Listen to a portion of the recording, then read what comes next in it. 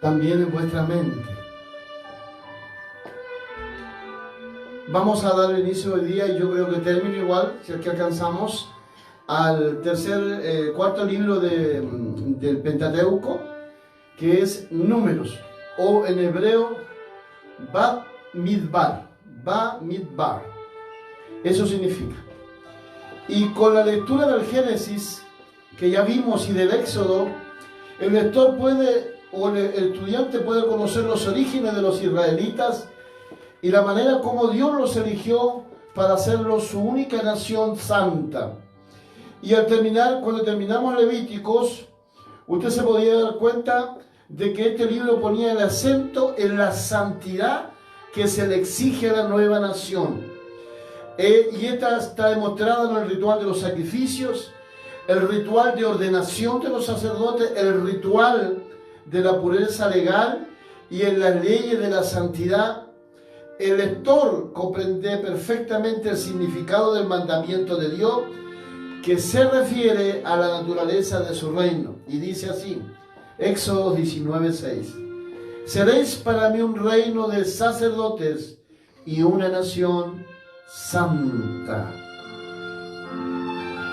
Entonces, ¿qué nos queda después de leer de estudiar estos tres libros? Nos queda entender y descubrir cuál era la organización de la nueva nación, con qué fuerza estaban consagradas estas. Entonces, la Biblia es una revelación. Revelación significa descubrir algo que está oculto. ¿Ya? Entonces, la Biblia en ese sentido existen tres palabras que reflejan de manera extraordinaria lo que es la Sagrada Escritura, que es revelación, iluminación e inspiración. Revelación significa correr el velo, algo que estaba oculto, que no sabíamos que existía. Entonces alguien corrió el velo y vimos que hay algo. Eso es revelación, descubrir algo que no sabíamos que existía. Iluminación significa que nos llega luz al respecto. Ahí podemos ver y entender de qué se trata eso que nos fue revelado. Vamos a poner un cuadro, por ejemplo. El cuadro, hay una pared completa tapada y de repente alguien saca lo que tapaba ese cuadro y eso se llama revelación. Reveló ese cuadro. Pero ese cuadro puede que tenga fórmulas químicas o cualquier otra cosa. Entonces yo veo nomás el cuadro, pero no entiendo lo que dice. Para yo entender el cuadro necesito ser iluminado por Dios. Iluminar es poner luz, y luz es conocimiento, luz es vida, luz es Jesús. Entonces, al darle luz a ese cuadro, yo puedo entender lo que dice. Pero para escribir lo que dice ese cuadro, yo necesito inspiración divina. Que el dedo de Dios dirija la pluma del escritor sagrado. Entonces la Biblia ha sido revelada por Dios, iluminada por Dios e inspirada por Dios para su iglesia. Entonces es el libro más extraordinario que existe en el universo. No existe ningún libro que se le compare en absoluto. Entonces aquí entramos al libro de los Números y vamos a ver. ¿Cuál es la organización de la nueva nación? ¿Cómo se organiza? Porque Dios sacó personas que estaban bajo el estado egipcio, con su estructura, con su organización social, con su organización comunal, con su jerarquía, con las diferentes fuentes laborales. Entonces ellos estaban insertos en Egipto, en una nación de la cual ellos no eran los que dictaban las normas ni nada. Entonces ellos simplemente eran esclavos. Pero ahora Dios los saca del desierto y Dios tiene que organizarlo. Y eso es lo que hace el libro de Números. Nos habla sobre la organización de la nueva nación. También, ¿con qué fuerza numérica? ¿Cuántos eran realmente los miembros de esta nueva nación? ¿Qué número eran los israelitas y después y de qué forma contribuían al sostenimiento del reino sacerdotal, porque los sacerdotes no trabajaban y tenían que comer y vivir. ¿Cómo era la tierra que se dividieron entre sí? ¿Qué clase de tierra era? Si era montañosa, era fértil. Y finalmente el libro de Números responde qué tipo de jerarquía era la que se transmitía, es decir, quién tenía la autoridad. Por ejemplo, en el caso de Chile, nosotros estamos organizados como república. Y esta república está constituida con 3 brazos que la dirigen. El poder ejecutivo, que descansa en los hombros del presidente de la república. El poder legislativo de ley, el que legisla, que descansa en el Senado, en la Cámara Baja y la Cámara Alta. Y el poder judicial, que descansa, ¿cierto?, en todo lo que es la parte judicial de nuestro país, los tribunales de justicia, etcétera, etcétera. Entonces, ¿cómo es la organización y de esa nueva nación y qué tipo de jerarquía era la que se transmitía? Y en el caso nuestro también las Fuerzas Armadas son dependientes del Ejecutivo. Bien, a esta pregunta el libro de Números da respuesta. Y estas son las preguntas, como ya les decíamos, que responde claramente el libro de Números. Por eso el libro de Números está muy bien puesto el nombre, porque habla de números. Obvio, ¿no? Bamidbar, números. Nada más que eso. Es como cuando decimos Shaddai. Shaddai significa montaña, nada más que eso. Solo eso, montaña. Pero cuando usted le agrega él, está diciendo Dios montaña. Entonces le da otra acepción. El Shaddai, el Dios montaña. ¿Por qué? Porque la montaña es inquebrantable, inamovible, permanece para siempre.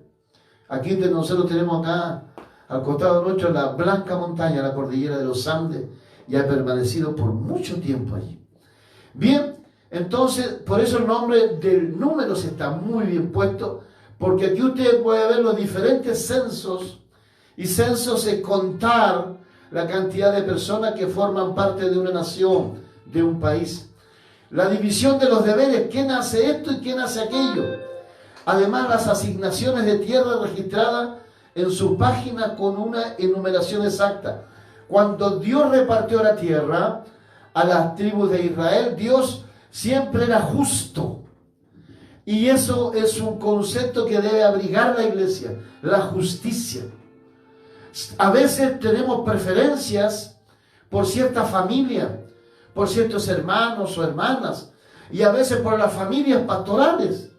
Entonces el concepto de justicia siempre debe estar orientado en el día de hoy en la iglesia, es decir, tratar a todos los hermanos iguales.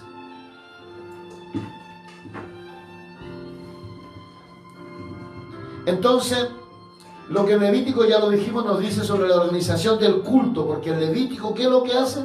Nos muestra cómo se debe hacer el culto, cómo se debe llevar a cabo el culto, que nosotros cuando entramos a una iglesia hacen el culto de una manera, después vamos a otra, lo hacen de otra, en otra, no hay un orden, pero ese culto ya está escrito en el libro de Levítico, por el dedo de Dios. Entonces el libro de los Números nos lo dice sobre la organización de la comunidad. ¿Cómo se organiza una nación?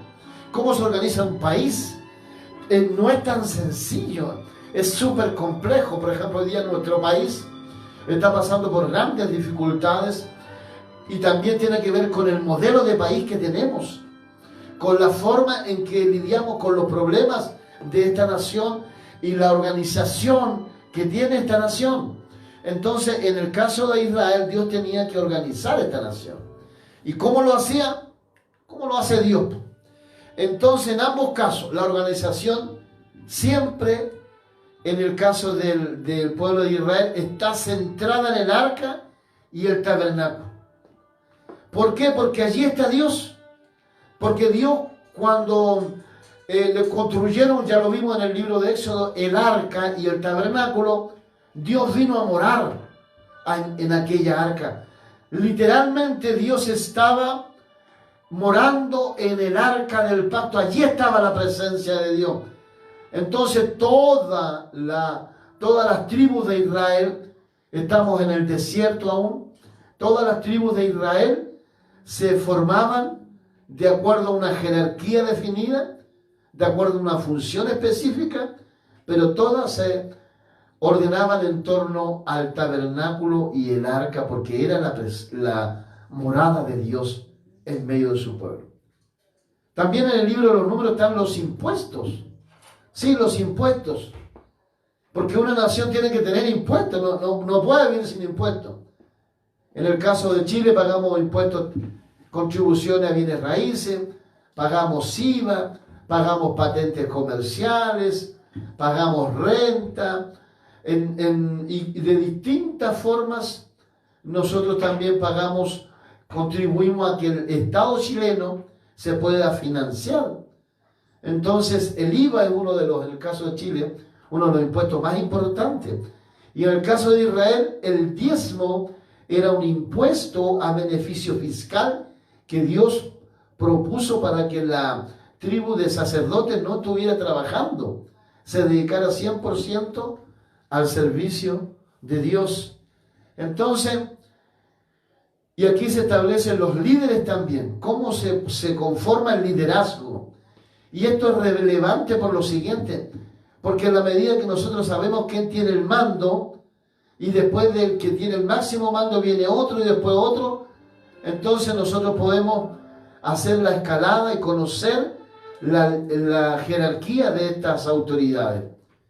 Entonces el escritor del Pentateuco pretendía a su manera enseñar a los israelitas la necesidad de ser una comunidad estrechamente sometida a la autoridad de sus líderes. Qué importante que nosotros reconozcamos en aquellos que nos sirven como nuestros líderes, ¿ya? Y el libro de Números nos enseña eso. ¿Cómo podemos estar nosotros bien obedientes con nuestros líderes? Y también cómo los líderes deben ser justos, ya lo dijimos, justos. Bien, ahí tenemos el arca del pacto y todas las tribus de Israel cerca en el centro del tabernáculo y en el tabernáculo el arca del pacto. Todas las tribus y todo Israel se organizaba en torno al tabernáculo en el desierto. Entonces en la noche la llama de Dios les daba el fuego. En este caso lo vamos a comparar el alumbrado eléctrico de Chile, de Santiago, por ejemplo. En este caso Dios les daba la iluminación. Miren qué hermoso Dios. No le subía la luz Dios, le ponía luz en la noche. Miren qué buen Dios que tenían. Y no tenían que pagarle a Enel, a Silvestre, a nadie. No había cobro de luz, porque todo lo que Dios da lo da gratis, de gracia. Y en el día les ponía una nube para que los señores israelitas no les diera mucho calor. Miren qué hermoso Dios, qué maravilloso Dios. Por eso dice que el eterno Dios es precioso y maravilloso. Le tenía luz de noche y calorcito, y en el día le tenía sombra. ¡Qué belleza de Dios! ¡Qué bueno es Dios! Y a usted también Dios le da luz, le da calor a través de su Espíritu Santo en su alma y en su vida. Y aquí está el arca del pacto, donde allí radicaba la presencia de Dios. En medio del arca, Dios estaba allí para poder mostrarle a su pueblo que Él era un Dios que quería estar con ellos, no un papá lejano. Hay papás que dejan a sus hijos, pero en este caso Dios no dejó a su pueblo Israel, sino que al contrario, estuvo a su alrededor. Como buen papá, los papás tenemos que proteger, cuidar y estar con los ojos muy abiertos sobre nuestros hijos, para guardarlo y cuidarlo. Así demuestra Dios también ser con el pueblo de Israel y hoy día con nosotros. El ángel del Señor acampa alrededor nuestro. Su protección, su poder están con nosotros. Por eso la Biblia dice, aunque ande en valle de sombra o de muerte. También dice, caerán 1000 a tu lado y 10.000 a tu diestra. Mas a ti no llegarán. ¿Por qué? Porque papá Dios está guardándonos y está protegiendo. Nadie puede tocar a sus hijos. Nadie. Porque la Biblia dice que nuestra vida está escondida con Cristo en Dios. Entonces ahí está el arca preciosa, una obra, ya lo vimos en el Éxodo, primorosa, preciosa, hermosa, donde estaba allí la presencia de Dios. Y allí están los impuestos, ¿ves? Siempre la gente, la persona, los hermanos cuestionan y dicen, bueno, ¿por qué pagamos diezmo? Porque hay que pagar impuestos. Entonces el diezmo en el caso de Israel era un impuesto a beneficio fiscal para que el aparato público, el aparato estatal pueda vivir. Entonces, imagínense, ya en el desierto tenían que pagar impuestos. Si nada es gratis tampoco, todo tiene un precio, hermano. Entonces, pero no era para que Dios se quedara con la plata, sino que para que el pueblo le pudiera sostener a los levitas, ¿ya? Entonces aquí hay una bonita enseñanza del diezmo, porque el diezmo es para el sostenimiento de la iglesia, y parte de la iglesia es el pastor que no trabajan gana muy poquito sueldo. Entonces la iglesia de alguna manera contribuye a eso. Entonces, pero si el diezmo es bueno en la iglesia, el pastor tiene que compartir con las ovejas. No se tiene que comer todo el cordero, o si plantó una viña, comerse toda la uva. Pues no. El pastor también tiene que compartir con sus hermanos más necesitados y sus hermanas más necesitadas. Porque Jesús nos dice, tuve hambre, tuve sed, tuve frío. Entonces el pastor, quien administra hoy día los diezmos, debe ser un hombre justo. Y si no necesita el dinero que los hermanos entreguen a la iglesia, quede en la iglesia, ¿ya? Quede en la iglesia para resolver los problemas de los hermanos y hermanas que no tienen gas, que no tienen para pagar sus remedios, que están pasando por un momento de necesidad, porque a veces pasa que hay necesidad y para eso tiene que estar la iglesia. La iglesia no solamente es amén, aleluya, gloria a Dios, sino que también la iglesia tiene que preocuparse de sus viudas, de sus ancianos, de aquellos que están desamparados y también los que están pasando necesidad. Esa era la obligación en el tiempo de Dios en el desierto y lo es también hoy día. Por eso los pastores llamamos a los hermanos para saber cómo están, si necesitan algo para ayudarlos. Entonces, también se señala en este libro de Números la jerarquía. Como en todos lados, hay una jerarquía sacerdotal. Naturalmente esa jerarquía sacerdotal está diseñada por Dios. Dios llamó a una tribu en especial y dentro de esa tribu en especial llamó a una familia especial, que es la familia de Aarón. Ellos se constituyeron los sacerdotes del pueblo de Israel. Esa familia específica, el hermano de Moisés fue llamado al sacerdocio para poder ejercer. Y aquí está el sumo sacerdote con el Urim y Tumim, cargando, ¿cierto? Y él era la máxima autoridad sacerdotal. Y después venían sus hijos, toda la familia de Aarón eran los que venían con la autoridad para poder recibir la herencia del sacerdocio. En este tiempo era una familia definida, ¿ya? Y ahí está el sumo sacerdote con su santidad Jehová, con su Urim y Tumim, con toda su vestidura. Entonces, la mejor división de este libro es a partir de un criterio geográfico, porque este libro cuenta dónde estaba Israel, para dónde fue, qué hicieron, hasta dónde se trasladaron, porque aquí pasan varias cosas que son especiales. Entonces, la mejor distribución de este libro es a nivel geográfico. En la parte 1, en la parte primera del capítulo 1 al 10, el libro de los Números dice que estos acontecimientos sucedieron en el año que siguió al éxodo de Egipto y a la llegada al Sinaí. Al año siguiente, del capítulo 1 al 10, señala todo lo que hizo Israel. En la parte segunda del capítulo 10 al 22, dice lo siguiente: allí tuvieron lugar en el Sinaí y las llanuras de Moab, que se encuentran ligeramente al noreste del Mar Muerto, en Transjordania. Allí estaba asentada el pueblo de Israel. Y en la parte tercera, este libro se divide en 3 partes, narra los acontecimientos que tuvieron lugar en la llanura de Moab, mientras los israelitas estaban preparando la invasión de Palestina al otro lado del río Jordán. Ellos tenían que tomar la Palestina. Esa era la obligación, esa era la tierra prometida, la que fluía leche y miel, y allí ellos estaban preparándose para invadir la Palestina.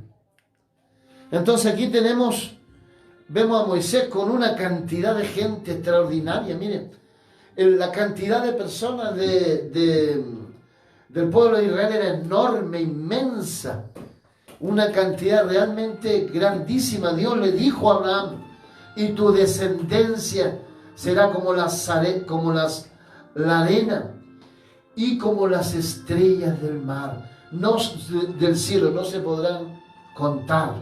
Entonces, una cantidad enorme de ciudadanos israelitas.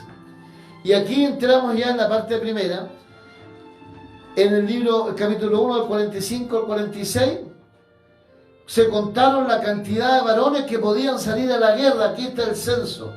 Y esa cantidad de varones tenían que ser de 20 años hacia arriba. Entonces se contaron para saber con cuántas personas vamos a la guerra.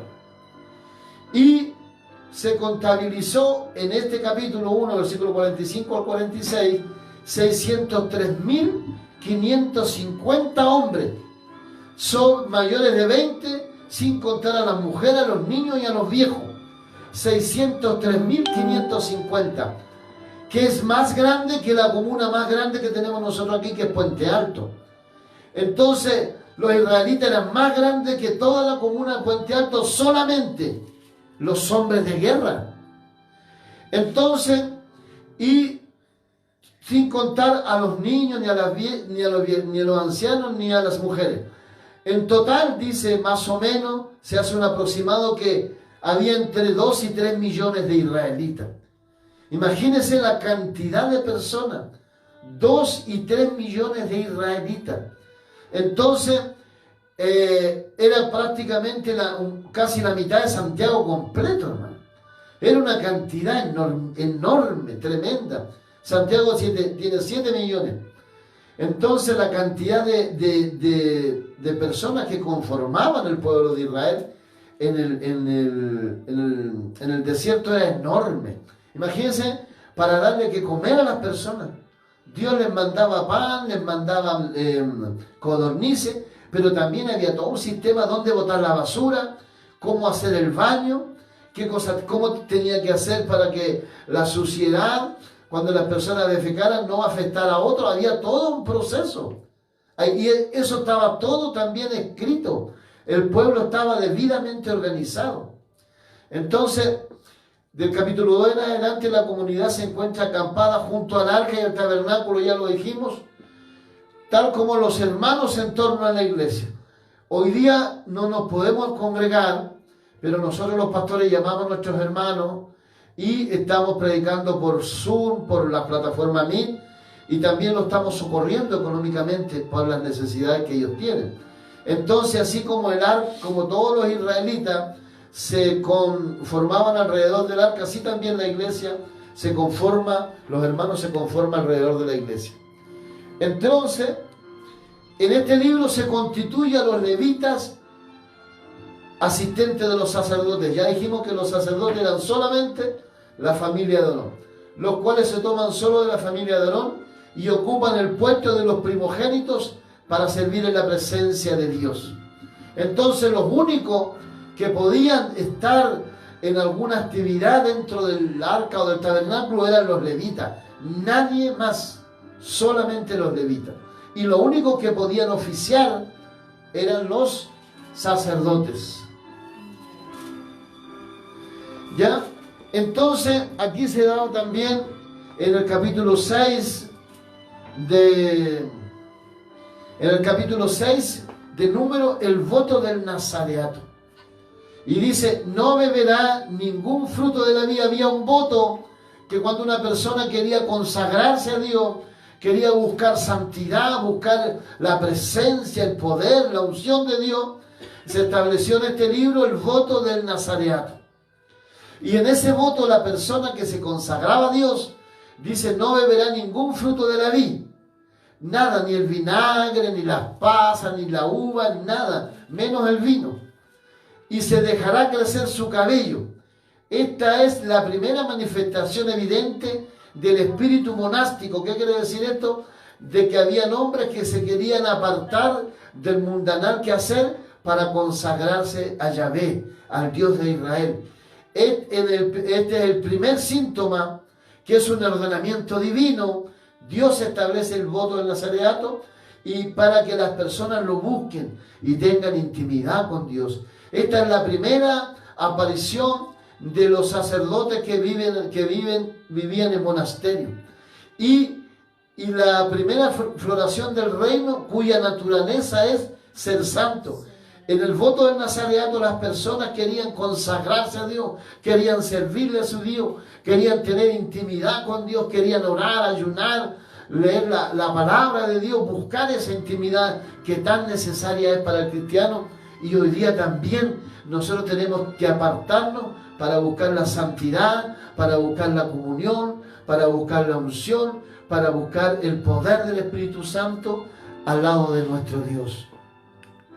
Y ahí está Moisés ungiendo, porque él lo unge a Aarón como sacerdote y toda la casta sacerdotal, porque así se estableció que el hermano de Moisés, que eran levitas los dos, Aarón ocupara el sacerdocio de Dios. Entonces no era cualquiera, ya Dios lo designó. Y aquí tenemos un personaje, ¿cierto?, que pusimos en una figura que representa a Sansón, que es uno de los que tiene el voto del nazareato, es decir, no podía beber ningún fruto de la uva, y además no debía cortarse el cabello, debía permanecer con su cabello largo. Y Sansón es el mejor representante de quebrantar esos votos. Por eso la Biblia dice, cuando a Dios hicieres promesa, cuando a Dios hicieres promesas, no tardes en cumplirla. Dios no nos exige promesas, no nos exige. Pero si usted hace una promesa, cúmplala, cúmplala. No le mienta a Dios. Por eso la Biblia nos enseña que acerquémonos más para oír que para hablar. Muchas personas emocionadas ofrecen cosas a Dios y después no las cumplen. Pero Dios no se olvida, porque su memoria es perfecta. Entonces, cuando usted a Dios le haga promesas, cúmplala. Y Dios cumplirá también en usted su amor, su bondad y su poder. ¿Ven? Sansón fue un juez de Israel, un hombre extraordinario, pero rompió los votos de santidad. Y el pueblo de Dios te ha llamado a ser santo. Santo, santo, santo. Así que cuando usted le haga una promesa al Señor, cúmplala. Entonces la bendición sacerdotal, hay una bendición aquí también en el libro de los números, que es de los sacerdotes invocando la protección, el favor y la paz divino. ¿Qué significa esto? Significa que el sacerdote podía bendecir a una familia de Israel y él invocaba la protección, él tenía la autoridad, nadie más podía hacer esa oración. No un personaje de otra tribu, ya yo lo voy a bendecir. No era así. Solamente la tribu sacerdotal, la tribu de Leví, podía hacer esa bendición. Dios le dio, algunos dicen, no, si somos todos pastores. No, hermanos. Dios a algunos les dio ese ministerio. No a todos. Lo mismo pasó allí en el desierto. No todos eran sacerdotes, no. Solamente ellos podían hacer esta bendición sacerdotal, invocando la protección, el favor y la paz divino. la abundancia de todos los bienes, tanto espirituales como temporales. Entonces, si usted quiere ser bendecida, hable con su pastor que la bendiga. Cuando los hermanos traen los diezmos en mi iglesia, yo los bendigo. Yo los bendigo a cada uno. Si cada uno trae un sobre, yo a todos oro por ellos, los bendigo para que su trabajo permanezca, para que tengan salud primero que todo, porque si no hay salud no hay nada. Entonces, como pastor, los bendigo para que tengan salud, para que Dios los guarde, para que Dios les dé paz, para que haya abundancia en su despensa, para que su trabajo sea próspero, para que sus hijos estén sanos, para que la tierra sea bendecida y Dios traiga la lluvia temprana y la tardía. Ese es el deber de nosotros, los pastores, orar por nuestra iglesia, velar por la iglesia, porque Dios nos dio a nosotros. Mire, nos entregó un ministerio extraordinario. Dios nos entregó a nosotros los pastores lo más precioso que Dios tiene. Y eso precioso que Dios tiene es usted, hermano y hermana. Ustedes, las ovejas de Dios, las preciosas ovejas de Dios. Dios la entregó en las manos de los pastores, no para que la destruyamos, no para que con nuestras palabras le provoquemos dolor o tristeza, no, para bendecirlo, para levantarlo, para ayudarlo, para orar por ustedes cuando están enfermos. Dios puso en mis manos esa iglesia que yo administro. ¿Saben? Yo no soy digno, pero Él le plació ponerme a mí allí al frente, no como el Señor, no, sino como un servidor, como un ministro, porque eso somos, y Jesús se lo dejó claro a Pedro. Nosotros no vinimos para ser servidos, nosotros vinimos a servirle a usted hermano y a usted hermana. Así que el Señor se lo bendiga grandemente, porque nosotros los pastores tenemos esa bendición, y hay pastores que tienen también la unción sacerdotal. Entonces, cada vez que en el caso nuestro, nuestros hermanos nos entregan sus diezmos, yo los paso adelante y toda la iglesia ora para bendecirlos. Esa es la bendición pastoral hoy día, para que Dios los guarde, los proteja en un mundo tan convulsionado, con tantos problemas, con tantas enfermedades, con diabetes, con cáncer, con un montón de enfermedades, para que Dios los guarde, los proteja, para que Dios los ayude y los bendiga. Esa es nuestra función, no para destruir al pueblo, sino para cuidarlo, amarlo y ayudarlo, y para ser puente para los demás, para ser puente para los demás. Por eso Juan el Bautista dice: es necesario que yo mengüe para que Cristo crezca. ¿Cuándo crece Cristo? Cuando nosotros somos débiles, porque el Espíritu Santo le dijo a Pablo: bástate mi gracia, porque mi poder se perfecciona en la debilidad. Y cuando estamos siendo probados, cuando estamos en la enfermedad, cuando estamos en la prueba, uy, que se siente la presencia de Dios, uy, que buscamos su rostro, lloramos, buscamos y gemimos la presencia de Dios. En la prueba es cuando más cerca estamos de Dios. En la prueba es cuando Dios está más cerca de nosotros, porque Él está velando por nosotros. Y aquí también se realiza en este libro de Números la segunda celebración de la Pascua, el Pashat, un año después del éxodo de Egipto. O sea, aquí en este libro se realiza la Pascua, la segunda Pascua en el desierto, porque la primera se celebró en Egipto, justo la noche anterior de salir de la esclavitud. Entonces, amados hermanos, aquí vamos a dejar esta parte del libro de Números, que, como bien dijimos, significa Bamidbar, números en hebreo. Eso es todo. Y este libro el nombre está espectacularmente bien puesto, dado que solo habla de censo, de número, de organización comunal, de organización territorial, una distribución exacta de la tierra. Dios le dio a cada uno la tierra que correspondía cuando tenían que acampar en el lugar exacto. Él distribuyó los impuestos y también distribuyó las tribus alrededor del tabernáculo.